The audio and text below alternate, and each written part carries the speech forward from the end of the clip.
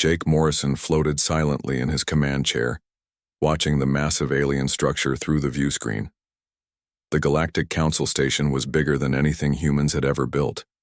Thousands of alien ships moved around it like busy insects. Each one could probably destroy Earth's entire surface fleet without breaking a sweat. "Still nothing on their sensors, Commander," whispered Lisa Carter from the pilot seat. Her hands moved carefully over the controls, keeping their small ship hidden in the asteroid field. The Aurora was invisible to alien technology, but one wrong move could give them away. Ben Parker looked up from his engineering station. Sweat dripped down his face despite the cool air in the ship. "The stealth systems are holding steady. We're ghosts to them." Jake nodded but kept his eyes on the alien station. For 3 days, they had watched the council debate. For 3 days, they had listened to alien voices discuss Earth's fate like humans were insects to be stepped on. "Commander, they're starting the session again," said Ryan Torres. The young communications officer adjusted his headset and started translating the alien languages. His job was to turn their strange sounds into words humans could understand. The main screen changed to show the inside of the council chamber. Hundreds of different alien species sat in a huge circle. Some looked like walking crystals that sang instead of talking. Others were covered in fur and had too many arms. The worst ones looked like giant bugs with sharp teeth. Jake had seen these meetings before, but today felt different. Today, the aliens were making their final decision about Earth. A tall crystal being stood up. Its body made musical sounds that Ryan quickly translated. "Speaker Zethara is talking now, sir. She says Earth has been silent for 30 years. No radio signals, no space travel, nothing." Jake's jaw tightened. If only they knew the truth. "She's saying Earth probably destroyed itself with nuclear war or disease," Ryan continued. "The crystal people think humans are extinct or back to living in caves." Another alien stood up. This one looked like a giant ant covered in metal armor. Its voice was harsh and angry. "That's General Thokran of the Corvan Empire," Ryan explained. "He says even if humans are still alive, they're too primitive to matter. He wants to take Earth's resources." Lisa turned to look at Jake. "Sir, we should do something." "Our orders are to watch and report," Jake said quietly. "Nothing else." "But..." His hands were shaking with anger. These aliens talked about stripping Earth's oceans and mining its mountains like humans didn't exist. They planned to take everything and leave Earth a dead rock floating in space. More aliens spoke. A fuzzy creature with 6 arms said humans were probably good for slave work. A floating jellyfish thing suggested using Earth as a garbage dump. None of them cared that billions of people live there. "General Thokran is speaking again," Ryan said. His voice was tight with worry. "He's asking for a vote. The Corvan Empire wants permission to harvest Earth's resources. They promised to check for surviving humans first and relocate them to reservation planets." Jake laughed bitterly. Reservation planets, like humans were animals to be put in a zoo. The vote began. Each alien species announced their choice. The crystal singers voted yes. The furry creatures voted yes. The floating jellyfish voted yes. One by one, every species in the galaxy agreed to let the Corvan Empire destroy Earth. "Motion passed," Ryan said quietly. "They're giving the Corvans 6 months to prepare their harvest fleet." The chamber erupted in celebration. Aliens made their happy sounds while planning to wipe out humanity's homeworld. Some were already discussing how to divide Earth's resources. The oceans would go to one empire, the minerals to another. Jake closed his eyes and tried to control his breathing. For 50 years, these aliens had known about Earth. They had been watching and waiting, thinking humans were too stupid to notice. When Earth's radio signals stopped 30 years ago, they assumed the worst. They were so wrong. "Commander," Ben said softly, "my family lives in Denver. My kids go to school there. They play in parks and chase dogs and laugh at stupid jokes." His voice broke a little. "These aliens want to turn all that into mining operations." "I know," Jake said. "We all have families down there." Lisa's home was in Florida, near the beaches the aliens wanted to drain. Ryan's parents lived in a small town in Ohio that would become a strip mine. Every person on Jake's ship had someone they loved on Earth. "Sir, what do we do?" Ryan asked. Jake looked at his crew. They were good people. They had volunteered for this dangerous mission knowing they might never see home again. For 2 years they had lived in space, watching and waiting while Earth pretended to be dead. "We do our job," Jake said finally. "We go home and report what we've seen." The alien celebration continued on the main screen. General Thokran was showing holographic images of Corvin mining ships. They were huge, brutal-looking things designed to tear planets apart piece by piece. 6 months, Lisa said. "That's all we have." Jake nodded.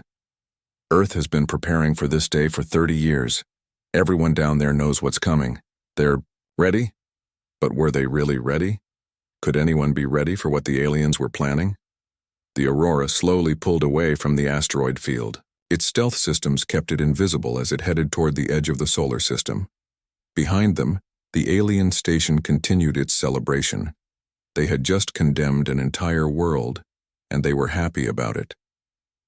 Jake thought about his own family. His wife Mary worked in one of the underground facilities. His daughter Susan had never seen real sunlight because it was too dangerous to live on Earth's surface. For 30 years, humanity had hidden in caves and tunnels, pretending to be extinct while they prepared for this moment. "Course set for home, Commander," Lisa reported. "Take us there," Jake said. "It's time to tell Earth that the waiting is over." The small human ship disappeared into the darkness between stars, carrying news that would change everything. Behind them, the aliens continued planning humanity's destruction, never knowing they had just made the biggest mistake in galactic history.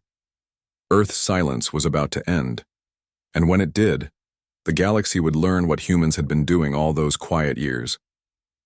Admiral Kate Sullivan stood in the war room deep beneath the Colorado mountains. The massive screens around her showed real-time data from across the galaxy. Red dots marked alien fleet positions. Blue dots showed human ships that the aliens couldn't see. There were a lot more blue dots than anyone in the galaxy suspected. "The Aurora just jumped to hyperspace," reported Captain Nick Davis. He commanded the Ghost Protocol, humanity's most secret program. Commander Morrison's team got everything. The aliens voted to destroy Earth in 6 months. Kate nodded grimly. She had expected this, but hearing it still made her angry. "Show me the fleet status." The main screen changed to display humanity's true military strength. 943 warships, all invisible to alien sensors. Each one was more advanced than anything the galaxy had ever seen. The aliens thought Earth was dead, but humanity had been very busy during their 30 years of silence. Dr. Alex Chen stepped forward from his station. His white hair made him look old, but his eyes were sharp and excited. "Admiral, the new weapon systems are ready for deployment. We've solved the power distribution problem on the main guns." "Good," Kate said. "How long until the entire fleet is equipped?" 2 weeks, Alex replied. "Maybe less if we push the manufacturing facilities harder." Kate turned to look at the holographic map floating in the center of the room. It showed the real situation in the galaxy. Hundreds of human observation posts watched every major alien world. Spy satellites monitored their communications. Human agents had been living among some alien species for decades. The aliens had no idea they were being watched. "Tell me again how this started," said Lieutenant Amy Foster. She was new to the war room, recently promoted after her excellent work in the intelligence division. Captain Davis smiled grimly. 32 years ago, an alien scout ship crashed in the Amazon rainforest. The crew survived long enough to send a distress signal before they died. That signal told us we weren't alone in the universe. He gestured to the screens showing alien ships. When we examined their technology, we learned something scary. These aliens were way ahead of us in some areas, but behind us in others. Their computers were primitive. Their engines were powerful but clunky. Most importantly, their sensors had huge blind spots. Dr. Chen took over the story. We realized we had a choice. We could announce ourselves to the galaxy and probably become slaves or get wiped out. Or we could pretend to be primitive while we caught up technologically. The decision was made at the highest levels, Kate added. Every major government on Earth agreed to the plan. We would go silent and let the aliens think we destroyed ourselves. Meanwhile, we would study their technology and build a fleet they couldn't detect. Amy looked amazed. The whole world agreed to live underground? Not the whole world, Nick said. We moved about 60% of the population to underground cities and underwater facilities. The rest stayed on the surface but had to live very carefully. No radio signals that aliens might detect. No space launches. No large energy signatures. Kate walked over to a wall display showing Earth's hidden facilities. We built entire cities under the ocean floors, manufacturing centers inside mountains, shipyards on the dark side of the moon. For 30 years, humanity has been the galaxy's best-kept secret. The screens showed the results of those 30 years. Human technology had leaped forward at an incredible pace. By studying crashed alien ships and intercepting their communications, Earth scientists had learned to build things the galaxy had never seen. Our ships use a completely different kind of engine, Alex explained. Alien ships bend space to travel fast, but they create ripples that sensors can detect. Our engines slip between dimensions. We're literally invisible when we want to be. What about weapons? Amy asked. Better than anything out there, Nick said proudly. Alien weapons use energy beams and particle streams. Ours manipulate matter at the atomic level. We can make their ship hulls turn to dust. Kate pulled up a display showing human ship designs. They looked nothing like the bulky alien vessels. Human ships were sleek and dark, designed to be impossible to see or track. The Terra Nova is our flagship, she said, pointing to the largest ship on the screen. Admiral Rodriguez commands her. She's 3 times more powerful than any alien dreadnought, but half the size. Amy stared at the numbers on the screen. How did we build all this without the aliens noticing? Very carefully, Kate replied. We mined asteroids instead of planets. We built factories in empty space. We used automated systems that didn't need large crews. Most importantly, we never used any technology the aliens might recognize. The war room fell quiet as everyone thought about the massive undertaking humanity had completed. Entire generations had grown up in underground cities, never seeing real sunlight. Parents had told their children bedtime stories about the day they could live on Earth's surface again. Workers had spent decades building ships they might never see in action. All for this moment. Admiral, said Communications Officer Chris Walsh, we're receiving confirmation signals from all fleet commanders. Every ship is in position and ready. Kate looked around the room at her staff. These people had dedicated their lives to protecting Earth. Some had never seen their home planet's surface. Others had given up normal lives to work in secret facilities. All of them had believed in the plan even when it seemed impossible. Send the activation code to all units, Kate ordered. Operation Revelation begins now. Chris's fingers flew over his controls. Around the galaxy, hidden human ships received their orders. The 30-year deception was about to end. Admiral, Nick said quietly, what if we're wrong? What if our technology isn't as good as we think? Kate smiled for the first time in days. Then the aliens are about to learn that humans don't go down without a fight. But I don't think we're wrong, Nick. I think we're about to show the galaxy what happens when you threaten Earth. The screens around the war room began showing activity as human ships powered up their engines. In a few hours, the galaxy would learn that Earth's silence hadn't meant death. It had meant preparation. Fleet Admiral Sam Rodriguez stood on the bridge of the Terra Nova, watching the countdown timer reach 0. Around him, his crew worked quietly at their stations. After 30 years of hiding, humanity was about to announce itself to the galaxy in the most dramatic way possible. All ships report ready, Admiral, said his communications officer, Lieutenant Tony Mitchell. 943 vessels in position across 17 star systems. Sam nodded. In a few seconds, the largest military operation in human history would begin. Human ships had been sneaking into position for months, invisible to alien sensors. They were hidden near every major alien world, every important space station, every military base in the galaxy. Begin Operation Revelation, Sam ordered. The Terra Nova shimmered and became visible in the heart of the Galactic Council's home system. Around it, dozens of other human warships materialized from empty space. One moment the aliens were looking at clear space, the next moment they saw a massive human fleet. Across the galaxy, the same thing happened at exactly the same time. Human ships appeared near the Crystal Singer's homeworld. They materialized in the Bug People's military bases. They showed up next to alien trading stations and mining operations. "Sir, we're receiving panic signals from every alien civilization," Tony reported. "They're all asking the same question, where did we come from?" Sam smiled grimly. "Open a channel to all alien forces. It's time they got their answer." The main screen activated, showing Sam's face being broadcast to every alien ship and station in the galaxy. His message was simple and direct. "This is Fleet Admiral Sam Rodriguez of the Terran Defense Force. For 30 years you have assumed Earth was dead or dying. You were wrong. Humanity has been watching. Humanity has been learning. Humanity is no longer silent." The effect was immediate and devastating. Alien communications networks exploded with confused and frightened messages. Emergency meetings were called on every major world. Military commanders who had never seen an unknown ship type scrambled to figure out what they were facing.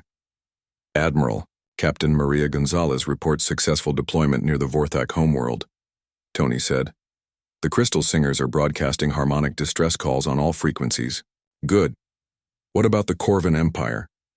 "Commander Lisa Carter's squadron just appeared in their main system. The Corvin fleet heading for Earth has stopped moving. They're requesting immediate reinforcements." Sam felt a grim satisfaction. For decades, these aliens had treated humanity like insects.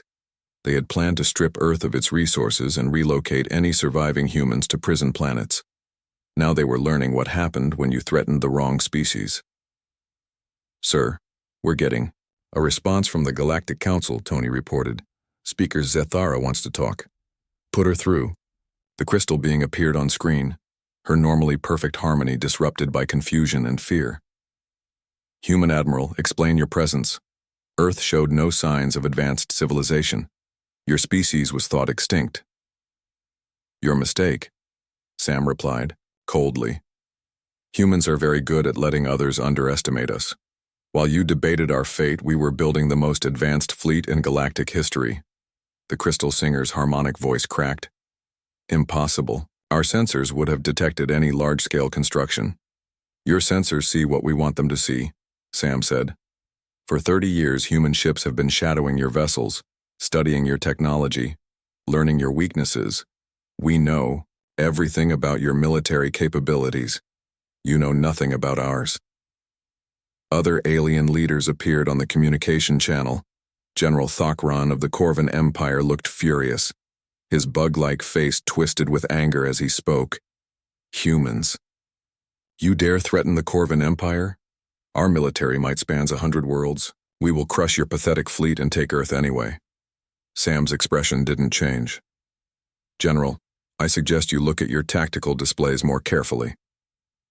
The alien military leader paused, clearly receiving reports from his staff. His confident expression slowly changed to shock and then fear. "How many ships do you have?" Thokran whispered. "Enough," Sam replied. "Captain Nick Davis, show them what human technology can do." Near the edge of the Corvin home system, a single human ship became visible. It was the Phoenix, one of humanity's smaller vessels. Compared to the massive Corvin battleships nearby, it looked like a toy. Then it opened fire. The human weapons didn't look like anything the aliens had seen before. Instead of bright energy beams, they fired streams of what looked like liquid darkness. When the dark energy hit a Corvin battleship, the massive vessel simply began to dissolve. Its armor plating turned to dust. Its weapons melted away. In seconds, a ship that had taken years to build became a cloud of scattered atoms. "That was a demonstration," Sam announced to the shocked alien leaders. "The Phoenix used 1% of its weapon power. Human ships can do that to entire fleets." The communication channel filled with frantic alien voices. Some demanded explanations. Others begged for mercy. A few tried to make threats, but their voices shook with fear. "This is impossible," said a furry creature from the Zelani collective. "No species develops this quickly. Where did this technology come from?" "We built it," Sam said simply. "While you assumed we were primitive, human scientists were solving problems your species never even thought about. We don't just copy alien technology. We create entirely new branches of science." Dr. Alex Chen's voice came over the ship's internal communication system. "Admiral, our sensor sweeps are complete. We've identified every alien military asset in the galaxy. Total enemy forces are within acceptable parameters for complete neutralization if necessary." Sam nodded, knowing the alien leaders could hear every word. "Thank you, Doctor. Maintain readiness status." The aliens understood the message. Humanity had just announced that they could destroy every military force in the galaxy if they wanted to. After 30 years of thinking Earth was helpless, they were facing a species that could wipe them all out. "What do you want?" Speaker Zathara asked, her harmonic voice barely controlled. "Simple," Sam replied. "You voted to harvest Earth's resources and relocate humanity to reservation planets. That vote is now cancelled. Earth is under human protection. Any species that approaches our system with hostile intent will be destroyed. But the Corvin fleet is already heading toward Earth," General Thakran protested. Sam's smile was cold and sharp. "Then I suggest you recall it immediately, because if those ships enter our solar system, they will not leave it." The communication channel went quiet as alien leaders processed humanity's ultimatum. For the first time in galactic history, a young species was dictating terms to older civilizations. "You have 1 hour to respond," Sam announced. "After that, we will assume any military movement toward human space is an act of war." The screen went dark, leaving the alien leaders to contemplate their new reality. Earth was no longer silent, and humanity was no longer hiding. The galaxy would never be the same. General Thakran of the Corvin Empire refused to back down. His massive form towered over the other military commanders on his flagship's bridge, rage making his bug-like features even more frightening than usual. "These humans think they can threaten the Corvin Empire with parlor tricks," he snarled at his officers. "One lucky shot against an unprepared battleship proves nothing. Our invasion fleet will continue to Earth as planned." His second-in-command, Colonel Vashitar, looked nervous. "General, perhaps we should reconsider. The humans appeared from nowhere. Their technology seems very advanced." Thakran backhanded the smaller alien, sending him sprawling across the deck. "Coward! The Corvin Empire has conquered 40 worlds. We will not be stopped by a species that hides in asteroid fields like space pirates." The general activated the fleet communication system. "All ships, maintain course for the human home. System, prepare for full-scale planetary harvest operations. Any human vessels that interfere will be destroyed." 200 massive Corvin ships continued toward Earth's solar system. Each one was a kilometer long and armed with weapons that could level cities. The fleet had successfully invaded dozens of worlds. General Thakran was confident that human tricks wouldn't save them from Corvin military might. He was about to learn how wrong he could be. Captain Luke Johnson waited in the asteroid belt between Mars and Jupiter, his ship Chicago hidden among the floating rocks. Around him, 20 other human vessels maintained perfect stealth. They had been watching the approaching Corvin fleet for days. "Enemy ships entering the outer system," reported his weapons officer, Commander Sarah Davis. 200 vessels, all heavy combat types." Luke nodded. The Corvin had brought their best ships and their most experienced crews. It wouldn't matter. "Signal the fleet," Luke ordered. "Begin attack pattern Alpha 7.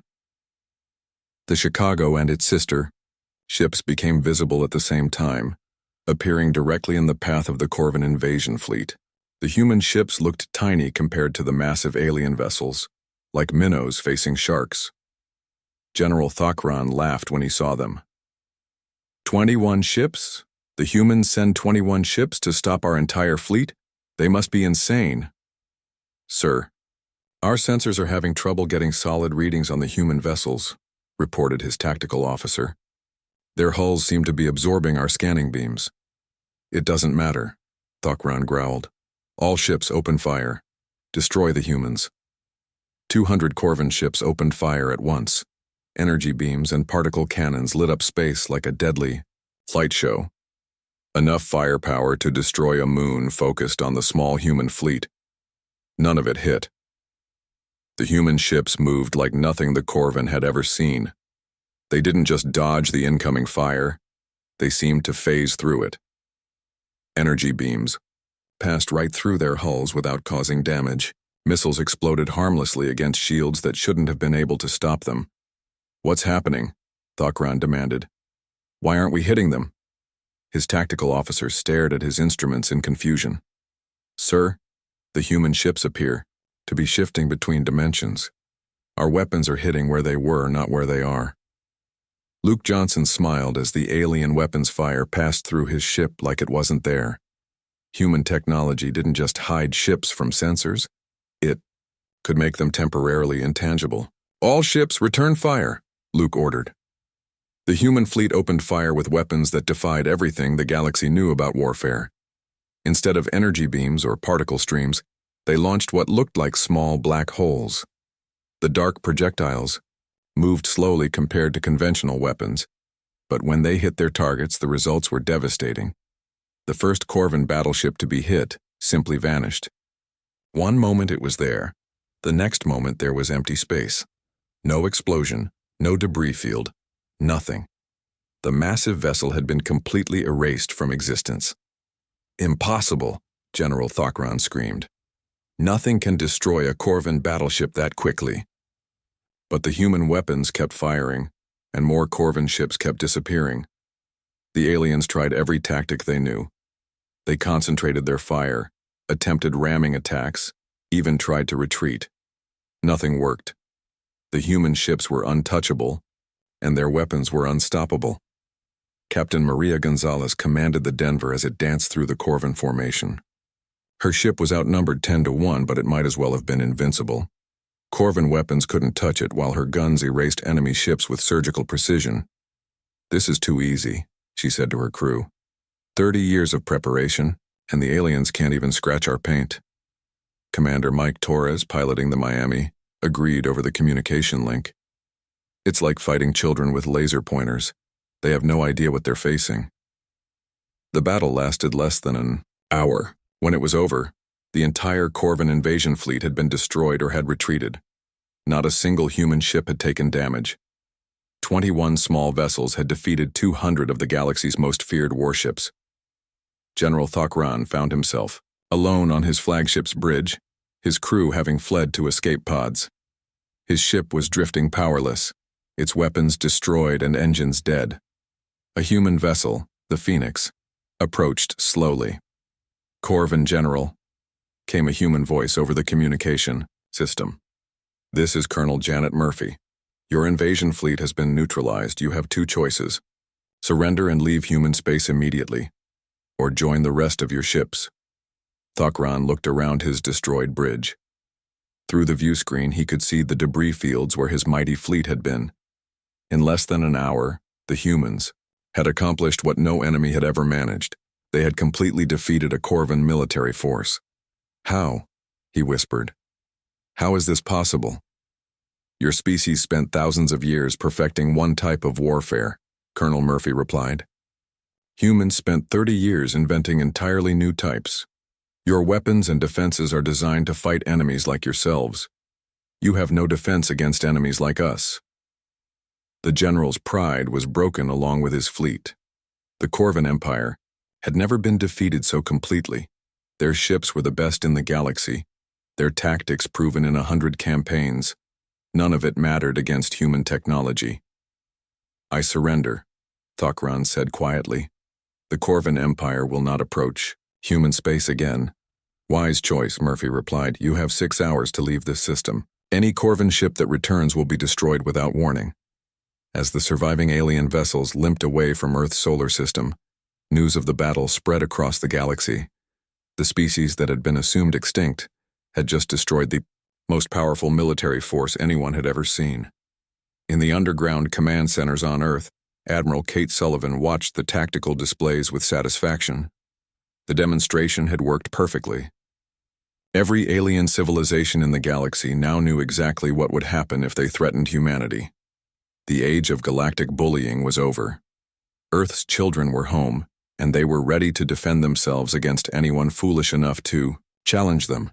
"Send a message to all alien governments," Kate ordered. "Earth is under human protection. Test us at your own risk." Ambassador Carol Martinez walked into the Galactic Council chamber for the first time in human history. The massive room fell silent as she entered. Hundreds of alien species watched her with mixtures of fear, curiosity, and respect. Just 1 week ago, they had voted to strip mine her home world. Today, they were treating her like the representative of the galaxy's most powerful civilization, because that's exactly what she was. "Honored delegates," Carol said, her voice carrying clearly through the chamber's translation systems. "I come before you as Earth's first official ambassador to the Galactic Council. We have much to discuss." Speaker Zethara, the crystal being who had dismissed humanity as extinct just days earlier, sang a nervous harmony. "Ambassador Martinez, the Council welcomes Earth's emergence from isolation. We hope we can reach an understanding." Carol smiled politely. "Understanding is exactly what we're here to establish. Earth is ready to join galactic civilization, but we have conditions."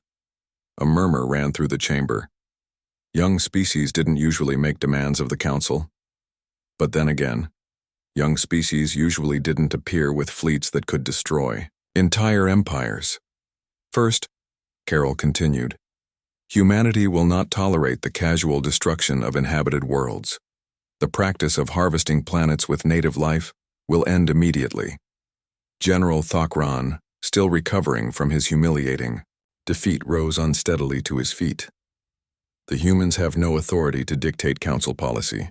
One battle does not make you our rulers." Carol turned to look at the Corvan general with cold eyes. "General, your invasion fleet was completely destroyed by 21 human ships. We have nearly 1,000 vessels, and that's just our advance fleet. Would you like to discuss authority again?" Thokran sat down quickly, his bug-like features pale with remembered fear. "Second," Carol went on, "Earth will share some of our technological advances, but only with species that agree to our terms. Knowledge will be exchanged freely among civilizations that respect the rights of younger species." The chamber erupted in excited chatter. Every alien government desperately wanted access to human technology. The weapons that could erase battleships, the stealth systems that made ships invisible, the engines that could slip between dimensions. All of it was beyond anything the galaxy had imagined possible. "What are your terms?" asked a furry delegate from the Zilani Collective. "Simple," Carol replied. "No more invasion fleets sent to harvest inhabited worlds. No more slavery of primitive species. No more treating younger civilizations as resources to be exploited. The galaxy's age of casual imperialism ends now." On Earth, President Daniel Clark stood before a crowd of humans emerging from underground shelters for the first time in 30 years. Families who had lived their entire lives in hidden cities were finally seeing real sunlight. Children who had only heard stories about Earth's surface were running on grass and breathing fresh air. "Today marks the end of our great deception," President Clark announced. "For 30 years, humanity pretended to be extinct while we prepared for this moment. That preparation is complete. Earth is safe, and our people can finally come home." The crowd cheered as construction vehicles began dismantling the camouflage systems that had hidden Earth's cities. Fake ruins that had made the planet look abandoned were torn down. Underground tunnels that had housed millions of people were converted into storage facilities and emergency shelters. Admiral Kate Sullivan stood in her command center, watching reports from across the galaxy. Alien governments were sending diplomatic missions to Earth faster than her staff could process them. Everyone wanted to establish trade relationships with humanity. Everyone wanted access to human technology. "Ma'am, we're receiving formal surrender documents from the Corvan Empire," reported Captain Nick Davis. "General Thokran has been relieved of command. The new Corvan leadership wants to establish peaceful relations."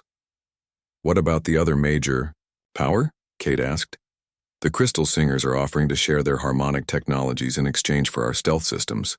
The Zilani Collective wants to trade biological knowledge for our weapons technology. Even the smaller civilizations are sending gifts and peace offerings. Kate nodded with satisfaction. Fear had accomplished what diplomacy never could have.